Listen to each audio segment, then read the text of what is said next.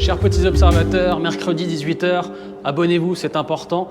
Aujourd'hui, c'est la japonaise. À force, je vais faire que des japonaises, mais ça me fait vraiment plaisir de le faire parce que j'ai une petite histoire avec. Et Brice aussi a une histoire à vous raconter sur cette Honda Civic de 8e génération. Salut. Comment enchanté. ça va, Brice? Très bien, merci. Et toi? Écoute, super bien. Je suis vraiment content parce que avec Renault, à chaque fois qu'on voit cette voiture sur autoroute et tout, on se dit purée, il faut qu'on la fasse un jour. Elle a vraiment une gueule et surtout, elle n'a pas vieilli. On va commencer par le petit détail avant de parler des dates et tout. Mais c'est quoi ton petit détail sur cette Honda Civic? Alors, le petit détail que je trouve intéressant, c'est l'espèce de symétrie qu'ils ont fait entre la face avant et la face arrière. Donc là, tu vois, c'est traversé par un bandeau et tu as les deux petits triangles là. Okay. Le triangle, c'est un motif que tu vas retrouver partout sur cette voiture. Tu me fais un secret de design là. Ouais. Philippe Nemeth. Et donc, si tu prends la face arrière, finalement, tu retrouves ce bandeau là. Effectivement, le grand bandeau de verre. Et tes deux pots d'échappement, enfin les deux sorties d'échappement triangulaires qui font un petit rappel justement. Et là, en fait, on voit, c'est comme une grosse canule, quoi. Encore une fois, ils avaient de l'avance et en fait, c'est à l'intérieur. Ouais, c'est ça. Alors, c'est deux vrais pots du coup. Ouais. Bon, c'est un 4 cylindres. Alors après, je laisserai chacun juger de l'utilité, mais en tout cas, moi je trouve que ça lui va très très bien. C'est bien intégré dans le design de la voiture. Non, mais franchement, enfin, le design de cette voiture, c'est quelque chose. Est-ce que tu fais-nous un petit point sur... parce que les gens qui ne connaissent pas peuvent presque croire que c'est une voiture récente. Elle est de quelle année? C'est quel modèle? Quelle génération? Ouais, alors celle-ci, elle est de 2007. La Civic 8, elle a été produite entre 2005 et 2011. À savoir que cette carrosserie-là, elle n'a existé qu'en Europe. Ce que tu avais dans le reste du monde, c'était une tricore un peu plus classique, que nous on a eu en France en version hybride. Qui n'était pas sexy, qui ressemble un peu à une Honda. Ça parlait un peu moins de ça. Accord, quelque chose comme ça. Ouais, c'est ça. Ouais, c'est ça. C'était vraiment une berline tricore un peu classique, quoi. Et donc ça, c'est une carrosserie qui est exclusive à l'Europe. C'est assez clivant comme design, mais moi j'adore. Il y avait différents moteurs. Là, tu as quand même un iVTEC. Enfin, ça fait rêver quand tu aimes un peu les japonaises d'avoir un truc iVTEC. Tu as 140 chevaux là sur ce moteur? Oui, mais on va mettre un petit bémol quand même, parce que la Type R s'appelle iVTEC aussi, mais c'est pas la même technologie. Ah bon? En fait, ce qu'ils ont voulu faire dans celle-là, c'est un moteur 1,8 litre, donc 140 chevaux, mais qui est vraiment optimisé pour l'efficience. Donc le iVTEC que tu as là-dedans, c'est pas le même que tu as dans la Type R. Celui-là, il est plus typé couple à mi-régime. D'accord. Ce qu'ils voulaient faire quand ils l'ont sorti, c'est un moteur qui ait les performances d'un 2 litres avec la consommation de celui d'un moteur de 1,6 litre. D'accord, c'était un peu le cahier des charges. Ouais. Celle-là, elle est vraiment au cœur de gamme, donc c'est la finition sport qui est la finition intermédiaire. C'est très très bien équipé de série, parce que c'est souvent le cas de toute façon sur les japonaises. On va rester dehors, enfin l'extérieur, parce qu'il y en a partout, quoi. Donc on en a parlé un peu au début, mais c'est quand même t'as un effet waouh. Encore une fois, c'est ta voiture de tous les jours. Parce que les petits observateurs vont peut-être dire qu'elle n'est pas nickel. Ce matin, il l'a nettoyée chez American Car Wash. Elle était nickel. Et bon, il a plu, mais voilà. Cette bande comme ça, t'as à peu près mon âge. En gros, donc quand elle est sortie, tu avais une quinzaine d'années, quelque chose comme ça. Elle t'avait déjà fait un effet waouh quand elle est sortie. Est-ce que tu t'en rappelles? Clairement, parce que c'était un peu la voiture de... Elle avait un look très futuriste, quoi. Et d'ailleurs, alors justement dans le jargon des passionnés Honda, celle-là, elle s'appelle l'Orni, donc objet roulant non identifié. Ah, énorme. Eu égard à son design un petit peu original. Mais tout est designé, tu vois. Enfin, on parlait de triangle, de truc. Là, vas-y, que je te mette un triangle, avec poignée de porte, c'est un truc de malade. Moi, j'adorais ça. Tu gagnes 20 chevaux, trapalu en plastique. Non, mais voilà.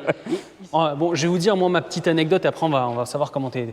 Si vous voulez, moi, à chaque fois, vous savez, j'ai voulu faire en sorte que ma mère achète les voitures que je voulais. J'ai réussi à me faire acheter une quand j'avais peut-être, je crois, 16-17 ans. Elle l'a pas gardée longtemps parce qu'elle était étrange. Et c'est une des voitures, elle l'a su par la suite, avec laquelle je conduisais quand mes parents n'étaient pas là, étaient en vacances. Je prenais la voiture, j'essayais de faire en sorte qu'il y ait le même chiffre à la fin et je roulais la nuit avec sans qu'ils le sachent. C'est pas très bien, mais voilà. Et du coup, j'ai beaucoup d'affection pour cette bagnole. Parce qu'elle n'a pas vieilli, honnêtement. Toi, tu as une version 2007. Eh ben ouais. Quelqu'un qui ne connaît pas cette voiture, elle pourrait être de 2015. Autant en 2007, le côté un petit peu sportif, coupé dynamique, ça faisait peut-être un petit peu forcée. En tout cas, c'était pas une Renault Mégane de série, elle n'avait pas ce look-là du tout. Là, maintenant, aujourd'hui, avec les GT Line... 308, non, mais c'est ça, voilà. C'est qu'elle va te bouffer. Et tu vois, enfin, l'intégration du feu, avec la double bulle, ça, je pense que Renault, il doit adorer aussi avec le vert et tout. Mais elle n'a pas pris une ride, cette voiture. Après, le petit hic, je parle presque pour toi, je sais que les peintures, moi j'ai un grand ami à moi qui en a une en grise et qui fait beaucoup d'autoroutes. La peinture à l'avant, le vernis part. C'est fragile, c'est fragile, un caillou, un trou, quoi. Et ça, t'as beau essayer de refaire ou quoi que ce soit, enfin, elles ont toutes ce même problème ou c'est que les premières versions Alors écoute, pour avoir lu un petit peu les forums, tu en as un beau là, je crois que le problème est quand même généralisé. Hein.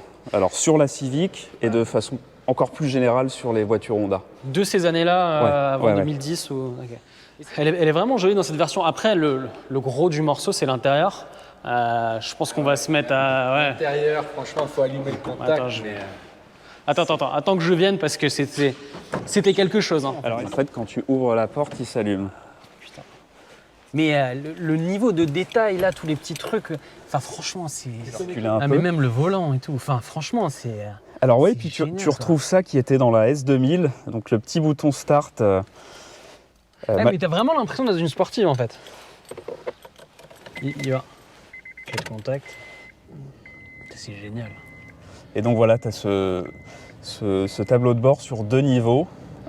Qui fait presque affichage tête haute en fait. Qui fait presque affichage tête haute en fait. Quand tu roules, tu as ta vitesse qui est quasiment tout le temps dans ton champ de vision. Donc c'est joli, enfin moi je trouve ça joli et en plus c'est pratique.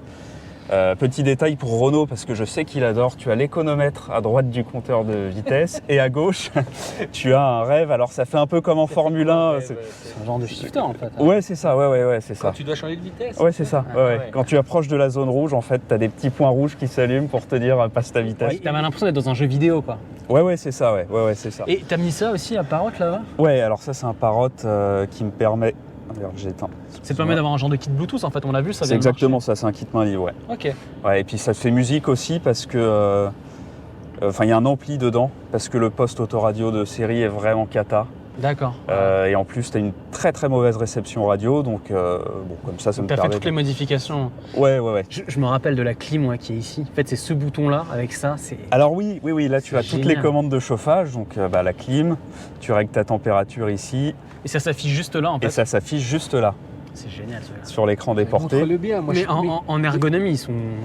Moi, génial. J'ai toujours trouvé ça très simple d'accès en fait. À un doigt, tu pilotes ton chauffage. Mais t'as vraiment l'impression que tu peux être encore sur le volant presque et appuyer quoi. Ah oui, mais carrément, C'est digne de la folie Citroën des années 70, comme dans les CX ou les années 80. Je suis assez d'accord, ouais. Et montre ça. Ça, c'est génial. On a l'impression que ça flotte en 3D. On s'étonne aujourd'hui sur une 208. En fait, l'écran orange a facile 3 cm de volume sur le reste, qui lui a aussi du volume par rapport à derrière. Et quand t'es en fait, je sais pas si ça se voit en vidéo, mais quand t'es en face, moi je trouvais ça fou. T'avais l'impression, il n'y avait pas encore tous ces écrans comme aujourd'hui. Ouais. T'as vraiment l'impression d'avoir un truc en 3 dimensions quoi. Ah ouais. L'effet, mis à part ça, les petits trous crantés là, c'est énorme. Mais sinon, tu trouves ce que tu veux faire quoi. Est-ce qu'il y avait des versions avec un grand écran GPS ? Je me rappelle même pas. Ouais, c'était les versions haut de gamme. En fait, en gros, la casquette est un petit peu plus haute. Et t'as un écran couleur. La caméra, c'est ça. Mais on est entouré en fait, on est englobé tout du long comme ça. Ça revient. Et après, pareil pour toi. Toi, c'est vraiment un poste de pilotage en fait là. Ouais, exactement. C'est un petit peu dans l'ambiance justement vaisseau spatial. Que la voiture suggère. Et moi, je trouve que c'est vraiment très très réussi. Comment ça s'est passé ? Et tu t'étais déjà monté dedans quand tu étais plus jeune ? Tu l'as eu en... D'accord, donc ça t'a refait l'effet waouh ? Je vais te raconter une anecdote marrante aussi à mon tour. Vas-y. Avec mon cousin, on venait d'avoir le permis, on a à peu près le même âge. Et en fait, un jour, on ne savait pas trop quoi foutre, on était en vacances et on a été dans une concession Honda pour demander à essayer cette voiture-là. Toi aussi, tu faisais semblant que tu allais acheter plein de voitures. Ouais, exactement. Et donc, on a fait un tour en Civic, un peu gratos. Et j'ai beaucoup aimé justement cet intérieur. Quand moi, je l'ai acheté, la voiture, il y avait aussi des aspects pratiques. Parce que notamment, j'attendais mon premier enfant. Et donc il me fallait quand même une voiture qui a de l'espace. Je pense que quand on passera à l'arrière, je pourrais vous montrer. Je confirme. Ouais. Et on va en parler, il y a tout un système aussi de banquette qui est vachement intelligent. Enfin, si tu as un vélo, tu peux le mettre en hauteur et tout. Enfin, ouais, exactement. Donc ça, c'est un truc que tu retrouves sur pas mal de modèles Honda, encore aujourd'hui, quelques-uns, plus sur les Civic, qui te permet de basculer l'assise et de la plaquer contre le dossier des sièges arrière. On peut le faire vite fait, juste que les gens voient. Quoi. Ouais. Mais pour finir sur l'intérieur, qu'est-ce que ça a bien vieilli quoi. Franchement, c'est pour une voiture qui a 15 ans. Voilà, ça, c'est unique au monde. Ça c'est personne là, ça. Putain, c'est génial. Mais c'est énorme. Attends, regarde-moi ça. Hop, voilà, tu peux te mettre comme ça. Toi qui transportes ton vélo. Ouais, non, mais vraiment. Ouais. Voilà, et donc ça, c'est conjugué aux portes arrière en fait, qui s'ouvrent à 90 degrés. Donc ça te dégage vraiment la largeur pour charger des objets encombrants. Ouais, c'est très très pratique. Donc pour pouvoir installer ce système, en fait, ils ont déplacé le réservoir d'essence sous les sièges à l'avant. J'ai vu ça, j'ai vu ça, qui était un peu une première aussi et tout. On regarde peut-être le moteur aussi. Ouais. Ok, c'est peut-être pas un vrai IVTech, mais moi ça me fait toujours rêver ce truc-là. Non, mais t'as l'impression que c'est bon, tu vas avoir les trucs qui s'engagent d'un coup, tu vas avoir un espèce d'effet turbo. Alors presque. après, c'est pas le VTEC Sport, etc., mais c'est un très bon moteur quand même. Hein. Alors sous-moteur 140 chevaux, 1,8 litre, pas de problème majeur, rien de particulier. RAS, c'est fiable. De toute façon, moi je voulais aussi un atmosphérique, parce que c'est la conduite que j'aime. T'as une boîte 6 dessus, et puis c'est assez dynamique hein, quand même. Hein. Ça reste 140 chevaux pour une voiture qui fait 1300 kg, c'est un beau déplaçoir quand même. Hein. C'est une chaîne ou c'est une cour à distribution? Non, c'est une chaîne. Donc en gros, à part des vidanges et changer des filtres, t'as rien là? A priori, non, il n'y a pas de problème majeur là-dessus. Les moteurs sont fiables. D'ailleurs, tu en trouves pas mal d'occasions avec plus de 200 000, voire largement plus. Ce qui est bien, c'est que tu as encore critère 2, donc ça va, tu as encore un petit temps de latence avant qu'on tombe. Ouais. En parlant de ça aussi, consommation, ça consomme combien ces petites bêtes? Ça consomme raisonnablement. Tu peux partir sur une moyenne à 7 litres. Quoi. Ah ouais. Si tu fais, en mixte. Si tu fais beaucoup de villes, tu seras peut-être plus à 8, 8,5. Et si tu fais de la route de campagne, tu seras à 6, sans problème. De toute façon, on va faire notre petit tour. Est-ce qu'elle consomme de l'huile? Ouais, mais est-ce que j'allais dire... Vas-y, dis-le comme ça. Non, mais cette vidéo est sponsorisée par Elf. Donc voilà, on a beaucoup de chance et Julien va te remettre. Alors, on va te donner de la HTX Chrono. Alors, les petits observateurs voilà, qui sont connaisseurs, là, c'est de la 1060. Toi, tu aurais plus besoin de la 530 pour. Mais en même temps, c'est un objet déco magnifique. Et puis, tu trouveras bien un copain qui a besoin de 10W. Exactement. Généralement, c'est pour les moteurs GTI, celle-là, c'est leur. Et on trouvait que ça lui allait bien. Ouais. Hop, je te mets là. Et c'est pas tout. Attention, on va aussi dans. Il faut aller sur myelfstore.com et on t'offre ce suite qui rend hommage à la victoire d'Alpine au Mans en 1978. Et tu vois, il est aux couleurs de la voiture. Et il est très chouette. Ouais, il est super agréable, franchement. Voilà. Merci, merci Elf. Encore une fois, comme tu l'as dit, il y a en description la boutique. Il y a plein de choses sur la boutique. Il y a des trucs vraiment sympas. Ouais. C'est pas que un truc genre floqué. C'est vraiment joli, en quoi. France, on ira les voir. C'est fabriqué en France, etc. C'est vraiment bien. Comme ces huiles-là qui sont bien. J'ai vu que tu avais même déjà eu fait une vidange avec de l'Elf Evolution. Donc voilà. C'est quelqu'un de très bien. Il y a un dernier point quand même. Comme on parlait tout à l'heure des aspects pratiques, je vais te montrer le coffre. C'est vrai, autant pour moi. Et en fait... Oh merde. Par rapport à la tienne. Ah mais putain, pardon, mais ça n'a rien à voir. Moi, ma CT, il est haut comme ça, il est moins profond. Ouais. Et donc tu as un coffre qui est quasiment de la catégorie d'au-dessus, quoi. Et tu as un sous-plancher pour mettre ton bordel. Bon. Ah ouais. Là, c'est le bonheur de ne pas avoir une hybride. Moi, j'ai la batterie en dessous. J'ai pas eu le temps de... C'est énorme. Waouh, tu fais du roller. Ouais. Là, tu te dis la taille du coffre. Je sais que le coffre, je crois qu'il fait 490 litres. 4,25.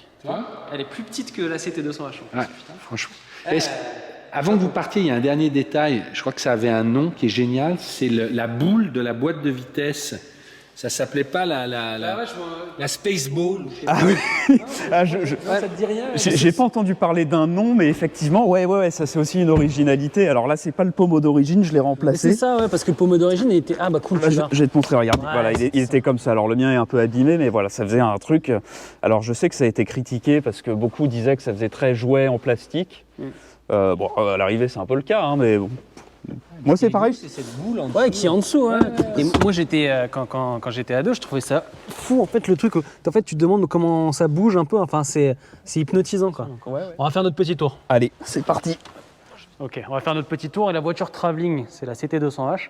Et c'est ce qu'on disait. Il y a vraiment un petit air hein, dans la forme, dans la taille. Après, bon, t'as un coffre beaucoup plus grand. Ça va être compliqué de trouver un truc après, quoi. Elle répond à tellement de critères. Bah ouais, exactement. Et puis en plus, aujourd'hui, je m'en sers plus tant que ça de ma voiture, donc c'est vrai que je vais pas mettre un budget pas possible là-dedans, quoi. Tu parles directement de budget. Il y en a à tous les prix, il y a différents moteurs, il y a différentes années. C'est quoi un peu la cote de cette voiture aujourd'hui? Alors, en diesel, tu vas en trouver pas mal. Elles sont souvent très kilométrées quand même, mais tu peux les trouver à des prix corrects. Par contre, ce modèle-là, donc en 1,8 litre. Quand tu dis des prix corrects, c'est quoi en diesel, le roman bas du tableau? Selon l'état, mais ça peut aller de, je pense, entre 3 et 5 000 euros à peu 3 000 près. balles, tu peux en un peu kilométrer et tout. Ouais. D'accord. En 1,8 litre, 140 chevaux comme ça, essence, ça devient compliqué. T'en as pas beaucoup. Elles sont souvent kilométrées et donc en fait j'ai regardé un petit peu avant de venir.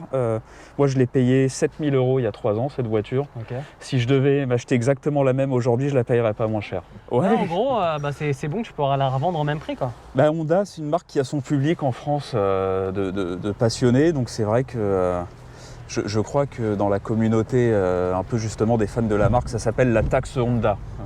Carrément, il y a...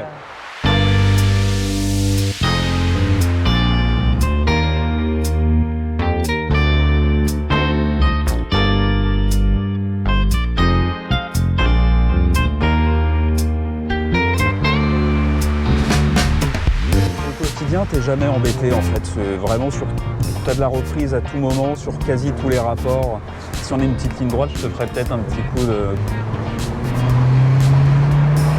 Ah ouais.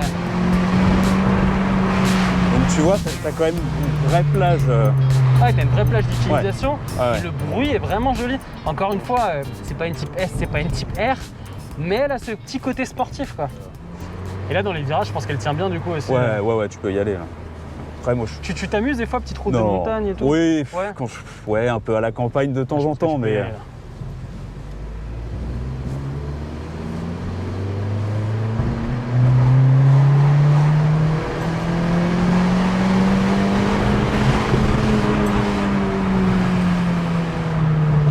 Le gang des japonaises.